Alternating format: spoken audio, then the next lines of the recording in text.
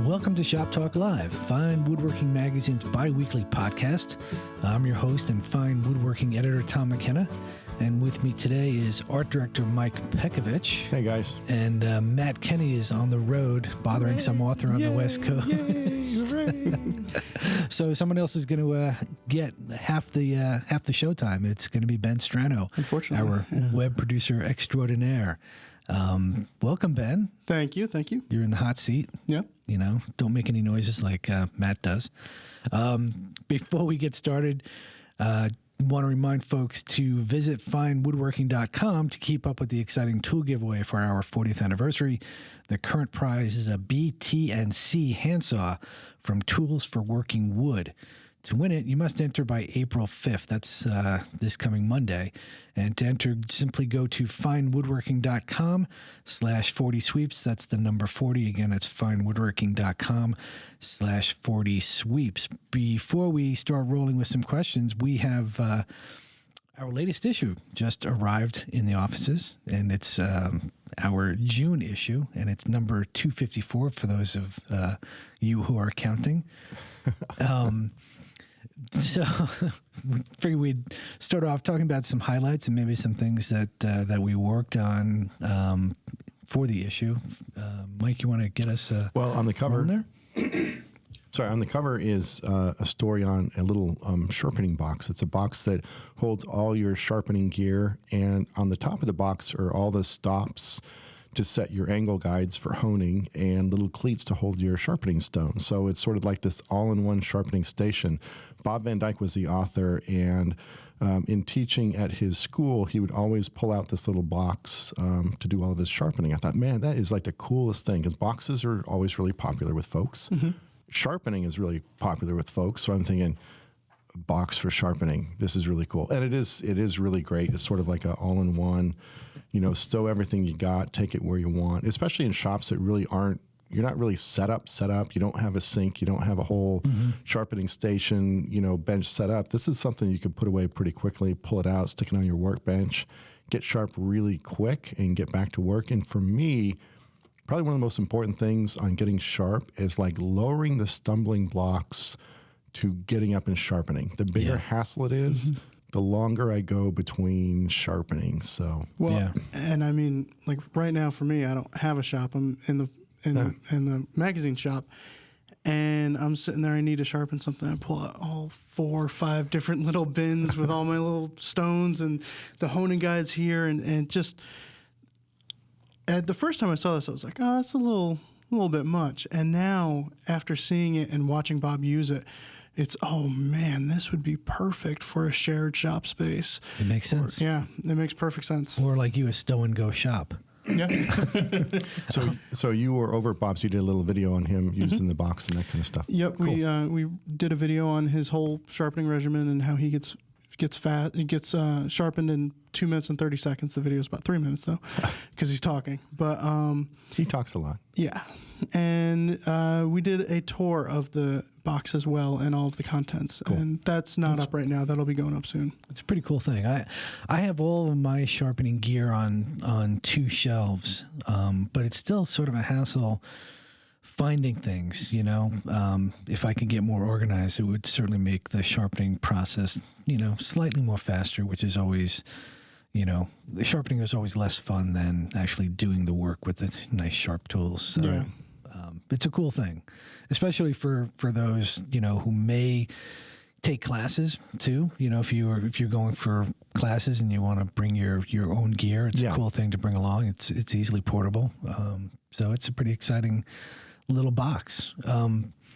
My favorite article, it's not really my favorite, but it's the one I worked on. Garrett Hack did an article on making scratch stocks. And Garrett, I've been to his shop many times for photo shoots, and he's always busting out these various scratch stocks, which are basically thin strips of metal that are held in a wooden block, and he sharpens them to cut beads. He uses them to excavate grooves for inlay and things like that. And we've never really covered his process from start to finish. And it's really an interesting thing. Once you start doing these making your own kinds of tools like this to really personalize your furniture, it takes it from plain Jane to, totally your own. And that's something, if you just pick up a scrap board and look at its square edge and then take one of these scratch stocks and say scratch a bead along the edge, it makes a huge difference in the appearance of the surface, and then you add a little bit of texture. It's really amazing. Oh yeah, and the details you can get are so much finer than like the corresponding router bit you can get with a really wide quirk and the 1/4 inch bead or 3/16 bead. Here you just file whatever shape you want and you've got it. Yeah, and it's really, really easy to make. Yeah, it's surprisingly easy. I mean, because you would think, oh, metalworking, I've got to, break out the files and everything. But if you watch him do it, it takes him no time to get exactly what he's looking for. Yeah. And then he can make a profile for a project that is specific to that project. Yep. And, I mean, talk about one of a kind. There it is. Garrett's one of a kind, too. Yeah. How about you, Ben? What are your, do you have any favorite article or interesting topic you saw on the issue? Well, I mean, I think I have to go with the Superglue article just because I did a corresponding video for it and superglued my fingers together. That's right. Do you still have your fingerprint? Your fingerprint for about a day or so, the fingerprint reader on my iPhone didn't work. But yeah, I glued my fingers together and held it for 30 seconds to really prove the point that they were glued together. And the solution to unsticking was not what I expected it to be. It's a little more simple. It's less bloody too. And less toxic. Yeah. Soapy water. Yeah. Soapy water and rubbing. It's disappointing. Yeah, I'm sorry. At least I make you wait till minute 2 in the video to get to that point. I was kind of hoping for a Quentin Tarantino touch, but Nah. If you haven't seen any of the videos Ben has been doing, he does a really cool sort of like whiteboard marker style short videos. They're really awesome, really entertaining. They're fun. Yeah. So good job on those. Thank you. Yeah. Well, let's move on to some questions. This one comes from MIW2140. That's a pretty interesting name. And he or she writes, "Love your show. I have a couple questions. I have a cheap $30 jack plane I'm learning the skill with, but I've had lots of trouble with it. I already know your go-to answer, make sure you're sharp, but no matter how much I try, I can't close the mouth more than 1/8 of an inch. And the sole is also not flat. There's about a 15 thousandths gap between the mouth and the front and back of the plane. Is it possible to get one of these cheap planes to work?" And my guess is not in this case. Well, I mean, you can get anything to work, but I think its ultimate potential is sort of wrapped up in its main quality of manufacture. So you're right. First thing is you want to get sharp. You also probably want to make sure dress the front edge of your chip breaker so it sits really flush with the blade and you're not getting chips in between the two. Secondly, the way the blade is bedded to the frog is pretty important. There's not a whole lot you can do except file down any rough spots. The most important thing you can do on tuning up a plane, other than getting the blade sharp and the chip breaker set, is you got to make sure the bottom is flat. Most importantly, it can't have any humps in it. And most common and the biggest issue on hand planes, if they're not flat, that'll give you a lot of problems, is if there's a high spot just behind the throat, sort of underneath the blade. If that happens, the thing will never work. So flatten that, just get some really coarse sandpaper on a flat surface, could be 80 or 100 grit. What you want to do, the key is you want to clamp the blade in place. Raise it up so you're not sanding off your blade. But the the blade has to be clamped in place so the whole body is under tension. Because what happens if you try to flatten the plane body without the blade, you get it nice and flat, you put the blade in, clamp it down, that can actually deform the body out of flat and give you a hump. And so you've wasted all that effort. So clamp it in place, bring it back a little bit, and then flatten it on coarse sandpaper. You don't even have to refine that scratch pattern, but just get it basically flat. If you have a couple low spots here and there, that's no big deal. So flat bottom, sharp blade, dress the chip breaker, then the plane is going to be what the plane is going to be. If it's a really thin blade, if it's not bedded really well to the frog or the frog isn't bedded to the body, you're going to get some chatter. The iron, if it's not good quality, if it hasn't been tempered well, might not hold an edge for very long, but you can get it just as sharp as any other blade. Yeah. Yeah. I mean, his overall question about whether you can buy a $30 plane and expect good results out of the box certainly is the answer I'd say is no. And I'm glad Mike brought up the point about keeping the blade in, because I had a friend who was having trouble with his hand planing, and I was telling him, you got to flatten the sole. And I found out after the fact that he was flattening it without the blade. Oh, okay. And so once I saw that, I said, you got to put the blade in. And then he had, decent results with it. But I kept saying, the overall theme is you can't, on his plane, he had a similar situation where he couldn't close the mouth more than 1/8 of an inch. And I just said, you're just not going to get high quality results with a plane that can't close much more than that. So basically, I think rather than spending $30 or $40 on a new, not great quality hand plane, I'd rather spend that on an older Stanley, like a pre-war Stanley, something from the 30s or 40s, back when the tool was being manufactured for people who were making a living with a hand plane.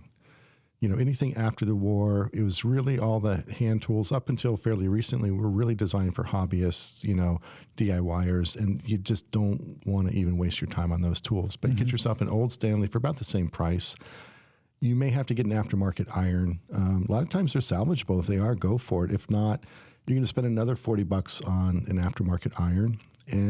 But then for under $100, with probably about the same amount of tuning you might have to do to that new poor quality plane, you invest in an old plane, and it's going to function should function really well. Yeah.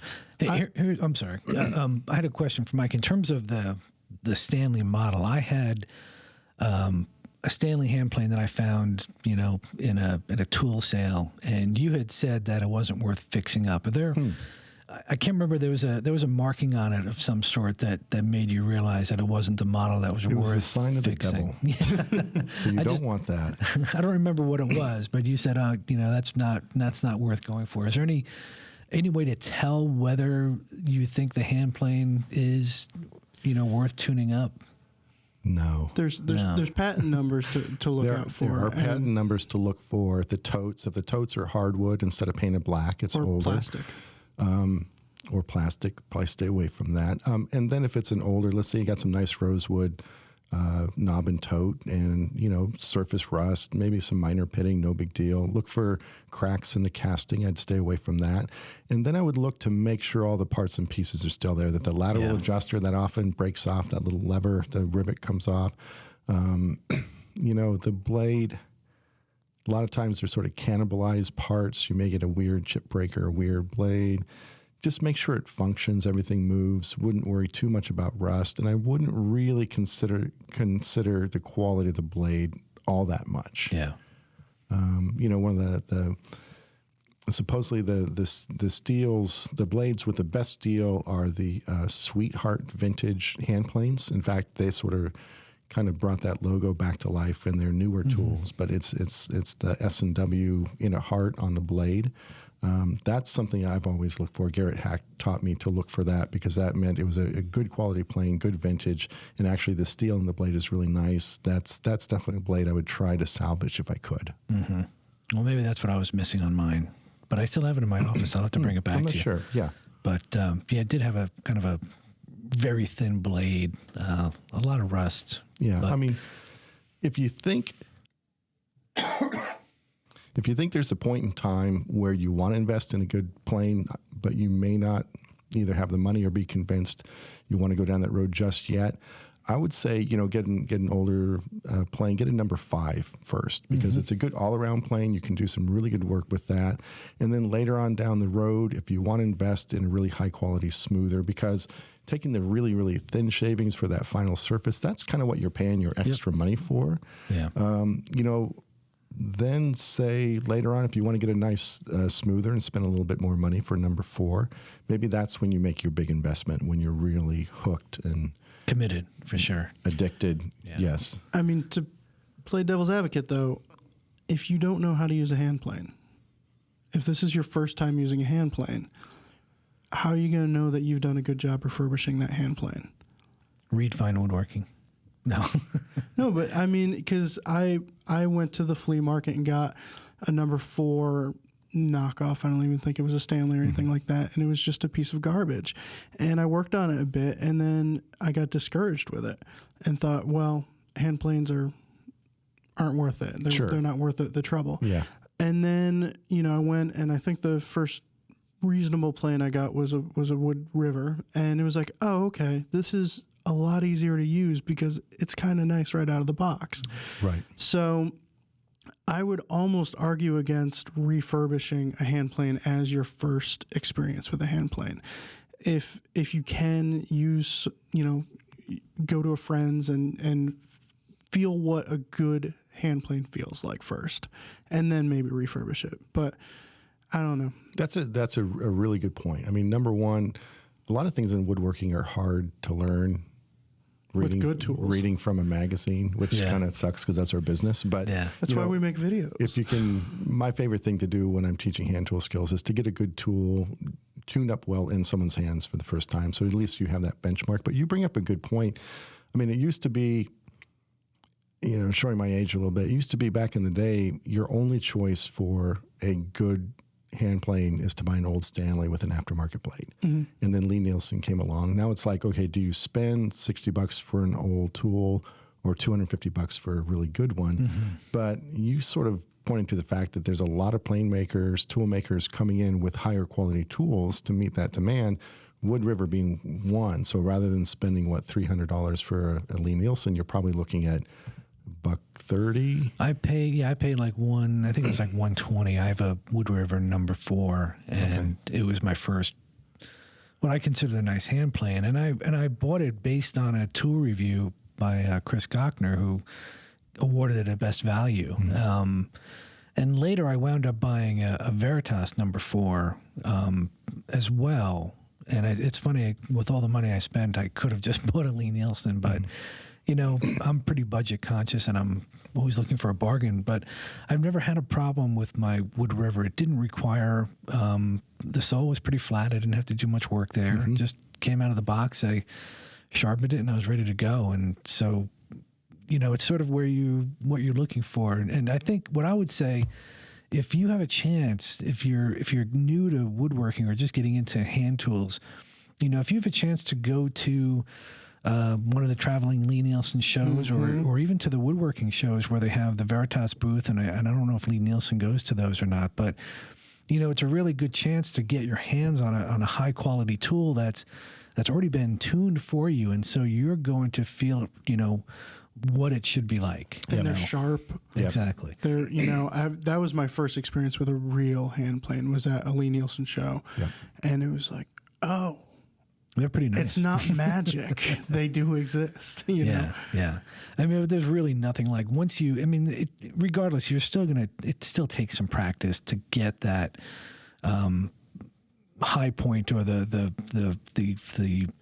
mecca, I guess, or the joy of using the tool and getting great results. It still takes some practice in terms of technique, and then sharpening. Sharpening is a whole other process that you have to learn to do, but there's really nothing like the surface that you get from a nice, well-tuned, sharp plane. Yep. So it's worth the effort to keep on experimenting, I think. So, hey, let's move on to the next question. This one comes from Dale Dorfmeyer, and Dale says he's building Steve Latta's Federal Side Table, which appeared in our April 2015 issue. Cool. And he's getting ready to mill up the wood. And he says, I can do either the traditional mortise and tenon, as the plan calls for, or use Festool's Domino slip tenons for the aprons and stretchers. And he says, if I choose the latter, it will change how I size the parts and save considerable time. Any thoughts on which to use? And we had some interesting discussions about this when we had our pre-production meeting, and so I'll let Mike start us off. Well, I mean, the bottom line is, if the piece looks exactly the same from the outside, regardless of the construction method, and it's equally strong and durable, then it kind of doesn't matter. So once you get that criteria, and I think you could argue that a Festool is probably just as strong as traditional joinery, and from the outside, because there are no exposed joints, mm-hmm. no through tenons sticking through, it's going to look the same. So then I think then it comes down to how you want to work, how you're set up.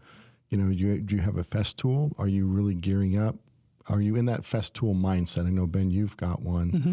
And so you're always working shoulder to shoulder dimensions. Actually, there are no shoulders. You just cut a piece right to the length you want, pop a loose tenon in there, and glue the thing together. Whereas in this table, you've got tenons with mitered on the ends, you've got a sliding dovetail, and now you have a vertical double tenon. That's a whole lot of joinery. Yeah. If you're in the game to practice traditional joinery, then the fest tool is probably not going to do it for you. Conversely, if you're out there, if you just want to make furniture in an easy way to set up, and you've already made the investment in a fest tool, well, that's actually its own challenge. It's not like a no-brainer tool. You do have to learn how to use it, how to set up, how to get accurate joints from it. But, it's sort of what you're in the game for, really. And with this table design, because he's got the drawer in the front, and on Steve's plans, he's got the top rail has the double dovetail connecting. You've got to it's probably worth his time to do a mock-up to figure out the joinery and what size domino to use. Because one thing that jumped out to me was I was worried about weak end grain at that top joint, depending on how you orient the domino. Get that skinny little rail. Yeah. You'd almost have to go flat with the domino. You'd have to go flat domino at the lower rail, and that orientation of the domino into the leg, it's really a long grain to end grain joint, which is not as strong of a glue joint. If you go the double vertical tenons, the lower rail, it's because it gives you a lot of glue surface. And then at the top, you have that little shoulder dovetail. So you're dropping that top rail onto the front legs in a dovetail joint. That's a really strong mechanical joint. So if you bonk that front leg, if you kick it or run a vacuum cleaner into it, with that lower stretcher acting as a little pivot point, you can really bust that leg out from that joint. That's why that dovetail is there, to really hold that in place. So you could argue that traditional joinery is going to give you more glue strength for the lower and more mechanical strength for the upper rail. But for all intents and purposes, domino's pretty strong. Yeah. So, I don't think I would worry about the strength of the domino. I mean, I'm building an end table right now, and like you said, before I worked here, everything that I built was down in my basement in very, very, I didn't have a whole lot of time. So if I wanted to knock something out, the domino let me do that and let me just not worry about joinery, just make it and make it strong. Now I go to the shop every morning an hour before I get to work, and it's more about the process. It's more about the joy of building. Cool. So now I am doing the dovetail on the top and the double tenon on the bottom. So to me, if you're needing an end table, use the domino. It's going to be fine. There's nothing wrong with it. If you're wanting to, learn something new, if you're wanting to make, your time in the shop a little bit more enjoyable and learn new skills, go full bore. Hey, here's a question. Since you have a domino, Ben, would you or have you done what Dale is talking about, where you see a plan and you've decided, well, I've got a domino. I'm not going to do what this plan calls for. I'm just going to, go with the loose tenons and make my life easier?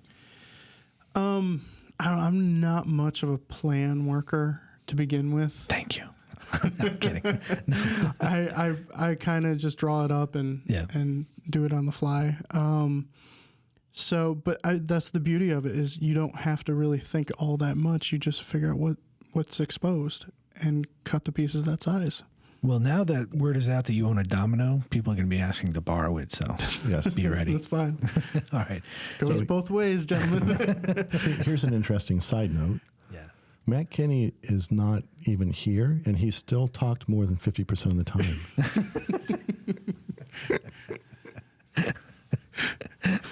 We're going to get Matt into this podcast somehow today. Yeah. Hey, now it's time to confess our smooth moves. Do you want to rock one out, Ben? Sure. So like I said earlier, I'm working on this little side table, and now I have all of these hand tools available to me that I didn't before, especially a shoulder plane, which is just a wonderful tool to have, it turns out. And so when I'm making my aprons, I took any old marking gauge off the wall of the shop because I don't have mine available to me. It's somewhere in my father's garage right now. And I grabbed the one that is a drywall screw. With the drywall screw, yeah. And I was like, oh, that's interesting. Never seen that before. And I'm sure when it was first made, that drywall screw was nice and sharp. But it just kind of gouged a line through, on the apron where my tenon was going to go. I was like, well, okay, it's not pretty. So I go to the table saw. I cut close to it. And I think, all right, well, I'll just dial it all in with hand tools. And I'll just, I've got the shoulder plane. I'll just finesse every joint on here. Take my time. Sure. I don't know what I was thinking because I wound up with these shrinking aprons that I just kept chasing and chasing. And now the whole table is probably at least 1/4 of an inch shorter in all dimensions because I sit there with the shoulder plane, get that perfectly flat, and then I put it in. Oh, it's kind of angled now the other way, and the other apron's a 1/2 inch longer now than that one. Yeah. So I wound up just going back to the table saw, making a clean shoulder, and doing it that way. I love the idea of finessing a joint with hand tools, but I took it a little bit too far, and tenon too far. How about you, Mike? This is a joinery mishap myself. I was making a little makeup shelf for my daughter. It's basically kind of a wall-mounted shelf with a little drawer box sort of hanging below the shelf. And think of a box with dovetails on 3 corners, but then on the top is dovetailed into one corner of the box, but then overhangs one side of the box to create a longer shelf. So at that corner, instead of dovetails, I was having through tenons going up the case side into the shelf. So cool. So I've got 2 verticals. One vertical has dovetails top and bottom. The other vertical little case side has dovetails at the bottom and through tenons at the top. So I go to the table saw, set up my dovetail blade, get it dialed in, get the height right, the angle just right, and start whipping out my dovetails. 1, 2, 3, 4. Dovetail all 4 corners. So bummer. So the pieces are exactly the same size. My table saw is set up for dovetail blades, so I don't want to mill into apart and then have to reset that up. The way I got around it was, oh, that's no big deal. I can just make sure I space my through tenons through the tail portions, which worked out well, except the spacing wasn't exactly where I wanted it to be. Mm-hmm. And every time I look at it, I just notice those little tenons sticking up are just a little too close to the outside edges than they should be. So it's like, okay, it was a rescue. It wasn't worth remaking the piece, and I was able to salvage it. But at the same time, it's like, dang it. That hurt. So just the brain on autopilot. That's the problem with being so good at dovetailing. Autopilot, bam, bam, bam. Going fast. Yeah, back up, reverse. Well, you used to doing 4. You used to doing it in pairs. That's right. Who would ever do 3 dovetail corners? Well, I was supposed to have. So, well, my smooth move is not a recent one, but it's one I haven't talked about.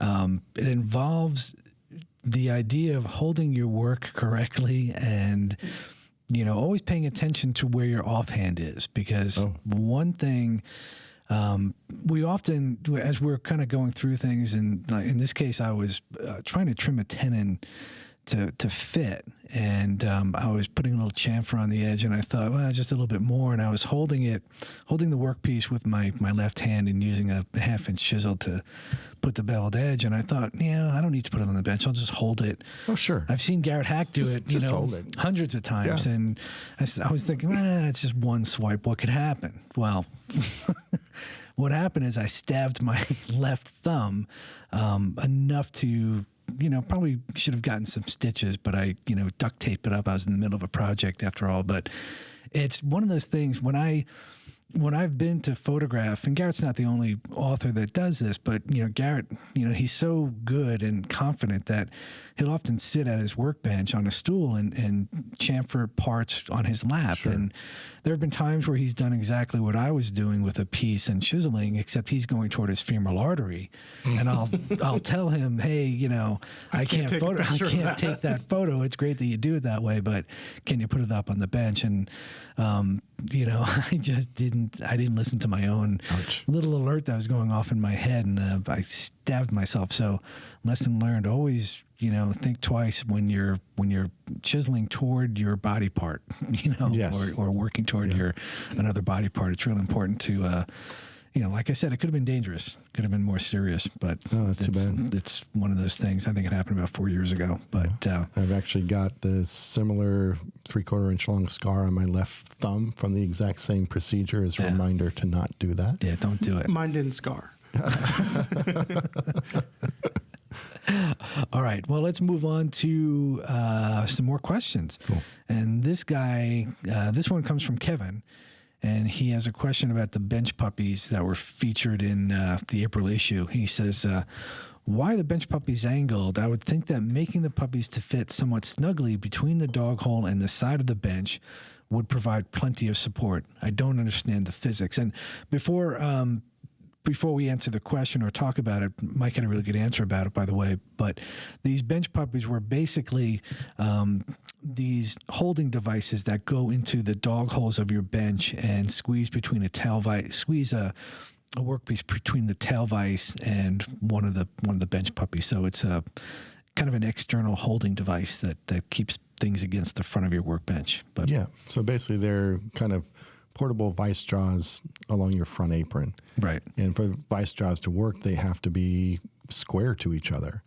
And so what the person was asking was, well, why are they at an angle? Can't they just come perpendicular off the workbench, from the bench dog hole to the workbench? You make it nice and tight. The problem is, in order to sort of install and remove that little bench dog that way, there has to be a little bit of slop just to get it in place. Mm-hmm. And even if it's a really small amount, it's going to force those jaws off 90 once you put clamping pressure on them.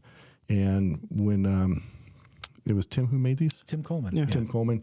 He made them at a 45-degree angle so that as they swing toward each other, there's tons of clearance between the side of the apron and the bench jaw to slip them in. And then as they rotate towards 45 degrees, they tighten up against the workbench, and they maintain that 90-degree angle of the face, perpendicular to the apron really, really well. So in this case, the physics really do back up his method in that it allows you clearance to take them off and put them on.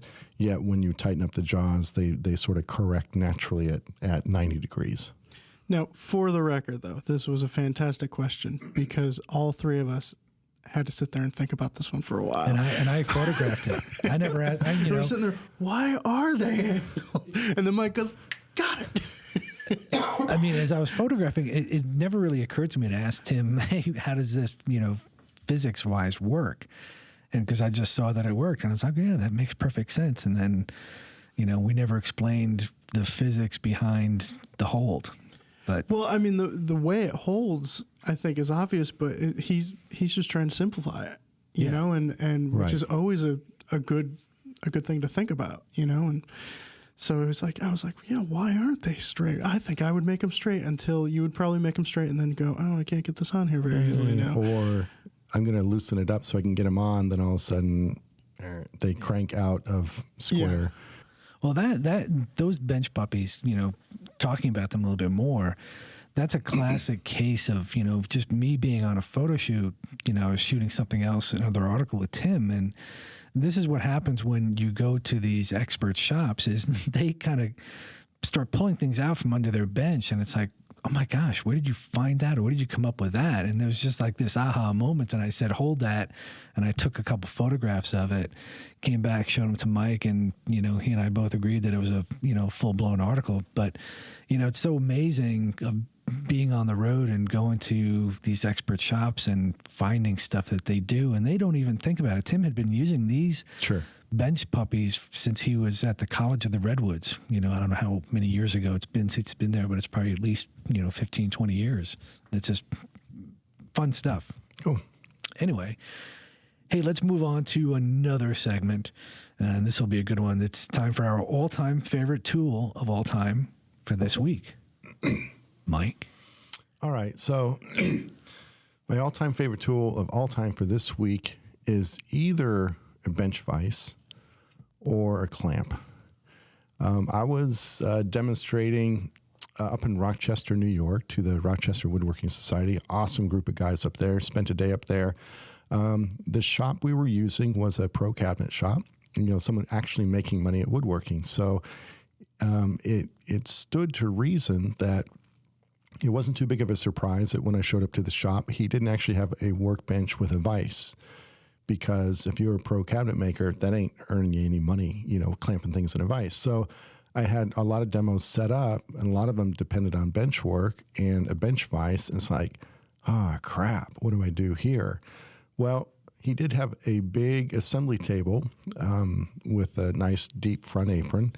And I said, I grabbed a couple clamps, and every time I had to put something in a vise, I just clamped it to the front apron. And while it was cumbersome, and it usually involved, third hand, someone holding something in place or tightening a clamp for me, the bottom line was you could actually get work done if you need to with just a couple clamps. So it's sort of, once again, put a lie to the myth that you need a big old 800-pound workbench before you can start making furniture. It's like, no, you got any sort of assembly table, clamp it to it, go to work and get the job done. And you're eventually going to want to throw a woodworking vise on there. Yeah. But don't let that stop you from getting out and busting something out if you need to make something. Yeah, that's true. I've been to plenty of shops, and I think the common thread is most of the guys are pros or semi-pros, and their primary bench is really a glorified assembly table, and occasionally they may have a cast iron vise on one end, but there have been cases where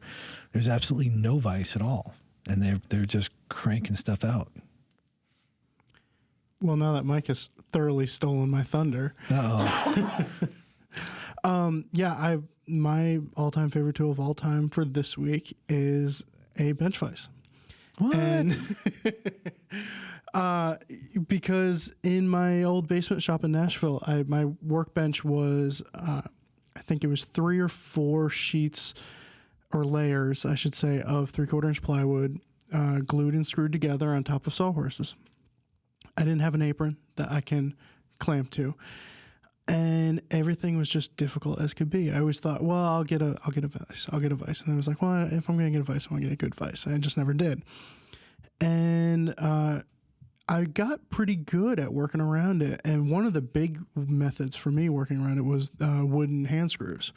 Oh, and yeah. I would F-clamp the hand screw flat to the bench, and you could hold boards upright on edge that way and plane them. And or there were times if I was doing it a lot, I would just drive a drywall screw through the hand clamp. There it is. Into the bench. There's your bench vise. There's my vise. Yeah. That's awesome. That's a great idea. I like that. But here at the magazine shop, we've got a nice little vise on the workbench, and it's just a single post vise. What would you call it? Screw vise. Single screw vise.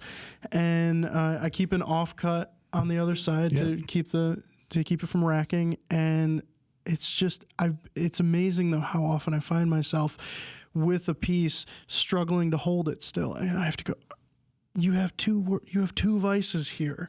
Use one of them right now. And I've at least once or twice a morning I sit there and I'm doing something, going, this is so annoying. Oh yeah, Nice. Yeah. So that's my all-time favorite tool of all time. Cool. For this week. Well, awesome. Well, mine is this little guy. Oh, that's cute. It's it's a Christmas ornament. It's a very cute little 4-inch Starrett combination square, and this little guy is probably the most handy tool on my workbench, aside from, the hand planes. But in terms of layout, it comes in handy. I bought it at a garage sale, and I hate to say how much I spent With the box? with the box. It came with the box, and Wow. it was still wrapped. It was never opened, and I paid $10 for it.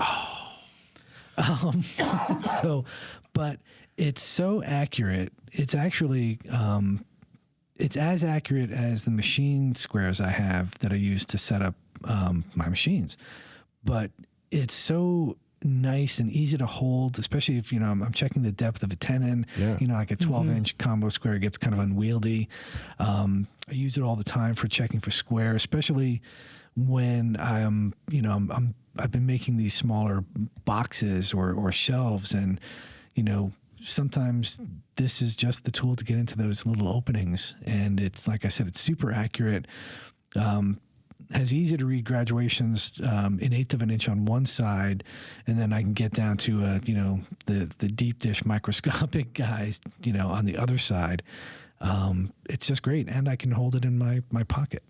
Very cool. It's very neat. That would be like the holy grail of tag sale finds, is to see that classic red Starrett cardboard box sitting on a shelf somewhere. Yeah, and I hate to say, I also bought at that same tag sale. I bought a complete set of 2 Cherries chisels. Wow. Bevel edge chisels. And do you want to know how much I paid? No. Come on, I'm going to tell you anyway. $5. No, they were for sale. The whole set was for sale for $10. Wow. And I just felt bad. So I actually paid $25. Wow. I went up Good because karma you're for not you. supposed to do that in the old Yankee tradition, but it was a widower, and she was trying to, unfortunately, sell things that her husband hadn't left behind. What he told her he paid for them. Maybe. Exactly. Yeah. You're Back at probably you, right. my friend. You're probably right. What I like about this little guy, it's a 4-inch, it's a combo square, meaning there's a 90-degree face Yep. and then a 45. Usually squares that you see 4-inch, it's just got the straight bar, Yeah. so it's 90 on each side. The reason why I like your style better is that if your measurement is somewhere near the middle of that bar of your blade and you have the straight bar, you set that down and you pick it up and you go, what was the correct measurement there? Whereas you Right. had that That's a good 45 point. degree, you're automatically always registering off the 90. So, which is why I have the 4-inch with the straight bar, but then I have the 6-inch Starrett combo like you, just a little bit bigger.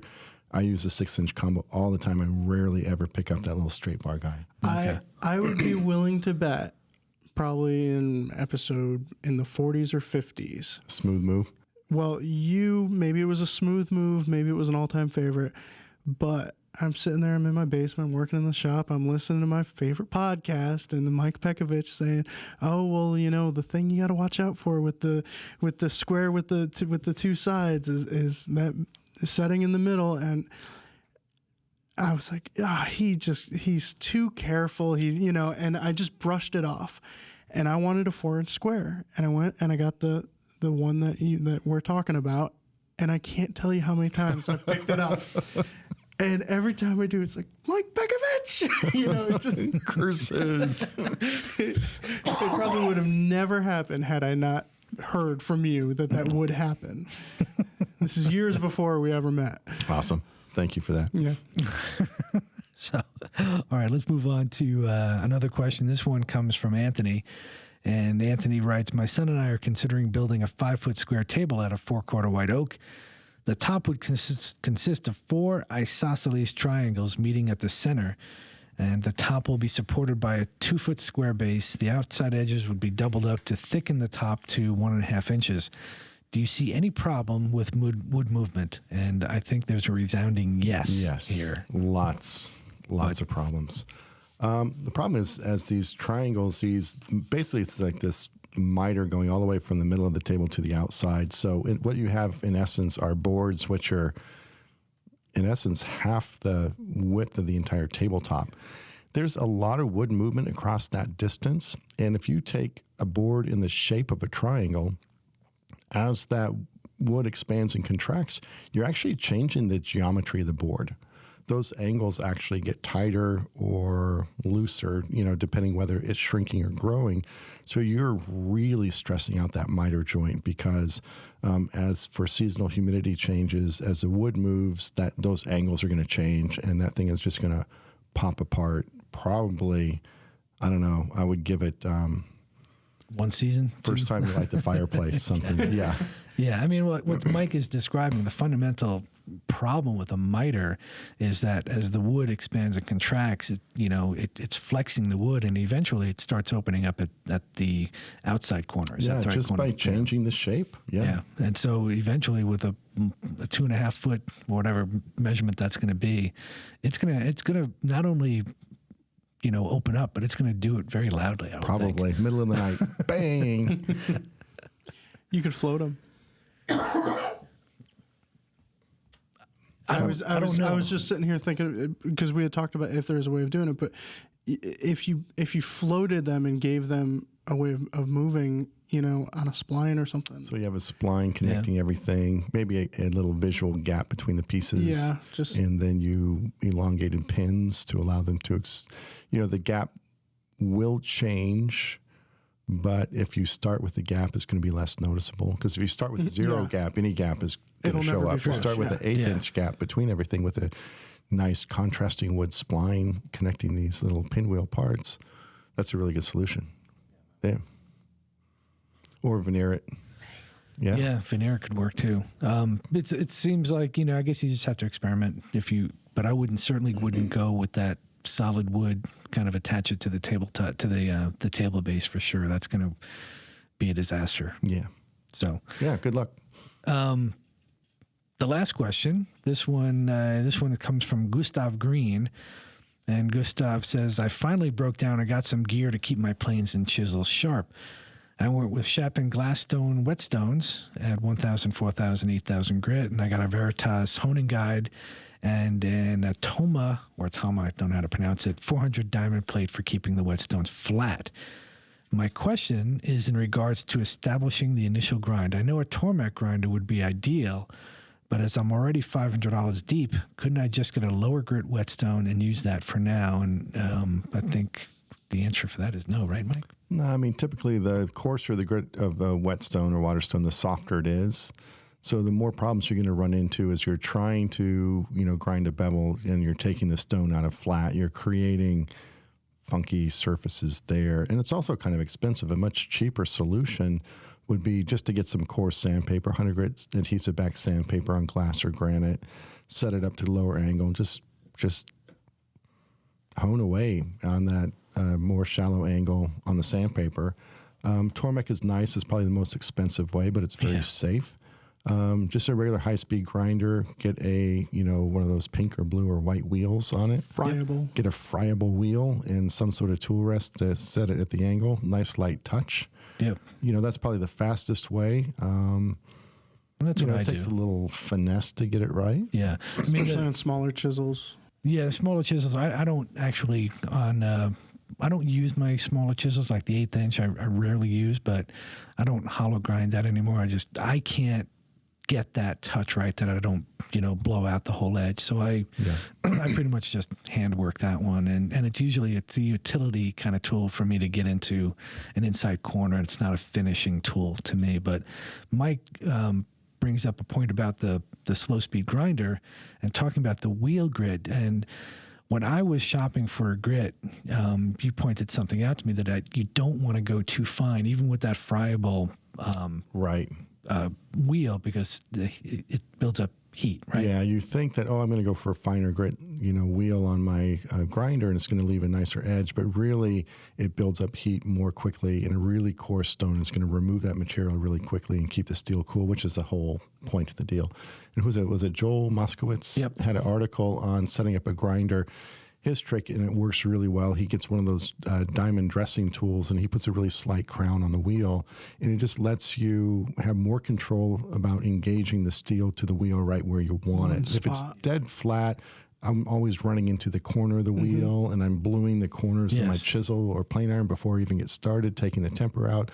Where if you have a nice slight crown, you can just sort of ease into the wheel at the center, and really by the spark pattern, see exactly where you're grinding, and do a better job of it. Yeah, I did that exact same thing. I actually think the next time I dress the wheel, I may even increase that conical shape a little bit more, because I still have a little bit of a burn on the edge of my plane iron. But yeah, I'd stay away from the grinder with an 1/8 inch chisel, because the shop's 1/8 inch chisel might be a 1/4 inch shorter than it was before I got here.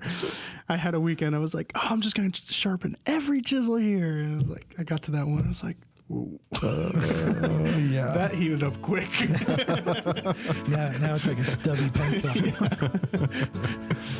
Hey, I think that's all we have time for this week. Tune in again in 2 weeks on April 15th, Tax Day, for our next episode. Meanwhile, if you have any woodworking questions, send them as well as your comments to shoptalk@taunton.com. Please spread the word about Shop Talk Live to your woodworking friends and neighbors. You can catch the podcast via iTunes, and while you're there, please give us the all-powerful 5-star rating. You can also stream the podcast on the web at www.shoptalklive.com or catch us on iHeartRadio. Finally, you can keep up with Fine Woodworking on Instagram and on Facebook, and look for Matt, who's not here right now, Mike, and me on Instagram, and I think Ben is on as well. Are you? Mm-hmm. Yeah, there you go. Thanks for listening, folks, and have fun in the shop. Here's an interesting side note. Matt Kenney is not even here, and he still talked more than 50% of the time. Not only that, Mike, but I was also funnier than both of you.